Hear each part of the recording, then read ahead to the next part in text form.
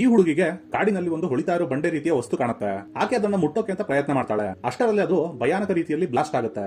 ಆ ಬ್ಲಾಸ್ಟ್ ನಿಂದ ಅದರ ಸಂಪೂರ್ಣ ಶಕ್ತಿ ಹುಡುಗಿಯ ಮೈಯನ್ನ ಸೇರ್ಕೊಳ್ಳುತ್ತೆ. ಹುಡುಗಿಯ ಶರೀರ ಸಂಪೂರ್ಣವಾಗಿ ಬದಲಾಗುತ್ತೆ. ನೋಡೋದಕ್ಕೂ ಕೂಡ ಮೊದಲಿಗಿಂತಲೂ ತುಂಬಾ ಸುಂದರವಾಗಿ ಕಾಣಿಸೋಕೆ ಶುರು ಮಾಡ್ತಾಳೆ. ಆದರೆ ಆಕೆಗೆ ಏನ್ ನಡೀತಾ ಇದೆ ಅಂತಾನೆ ಅರ್ಥ ಆಗ್ತಿರೋದಿಲ್ಲ. ಅಷ್ಟರಲ್ಲೇ ಆಕೆ ಗಾಳಿಯಲ್ಲಿ ತೇಲೋಕೆ ಶುರು ಮಾಡ್ತಾಳೆ. ಯಾಕಂದ್ರೆ ಈಗ ಅವಳಿಗೆ ಒಂದು ಸೂಪರ್ ನ್ಯಾಚುರಲ್ ಪವರ್ ಸಿಕ್ಕಿದೆ. ಮಾರನೇ ದಿನ ಕೆಲ ಡಕಾಯಿತರು ಕಳ್ಳತನವನ್ನ ಮಾಡಿ ಓಡ್ ಹೋಗ್ತಾ ಇರ್ತಾರೆ. ಅದೇ ಸಮಯಕ್ಕೆ ಹುಡುಗಿ ಅಲ್ಲಿಗೆ ಹಾರ್ಕೊಂಡ್ ಬರ್ತಾಳೆ. ಆ ಡಕಾಯಿತರ ಕಾರನ್ನ ಎತ್ಕೊಂಡು ಹೋಗಿ ಪೊಲೀಸ್ ಸ್ಟೇಷನ್ ಮುಂದೆ ಬಿಸಾಕ್ತಾಳೆ. ಡಕಾಯಿತರು ಆಕೆ ಮೇಲೆ ಗುಂಡಿನ ದಾಳಿಯನ್ನ ಮಾಡ್ತಾರೆ.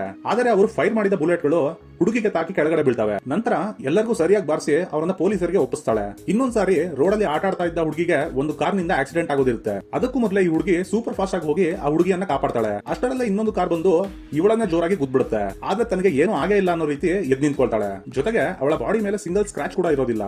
ಇದನ್ನೆಲ್ಲ ನೋಡ್ತಾ ಇದ್ದ ಅವಳ ಬಾಯ್ ಫ್ರೆಂಡ್ ಏನೇನೋ ಪ್ರಶ್ನೆಗಳನ್ನ ಕೇಳಕ್ಕೆ ಶುರು ಮಾಡ್ತಾನೆ. ಮನೆಗೆ ಬಂದ್ಮೇಲೆ ಆ ಹುಡುಗಿ ಹೇಳ್ತಾಳೆ, ನನ್ನ ಸಾಮಾನ್ಯ ಮನುಷ್ಯಳು ಅನ್ಕೊಂಡಿದ್ಯಾ? ಅಲ್ಲ, ನಾನು ಒಬ್ಳು ಸೂಪರ್ ಗರ್ಲ್.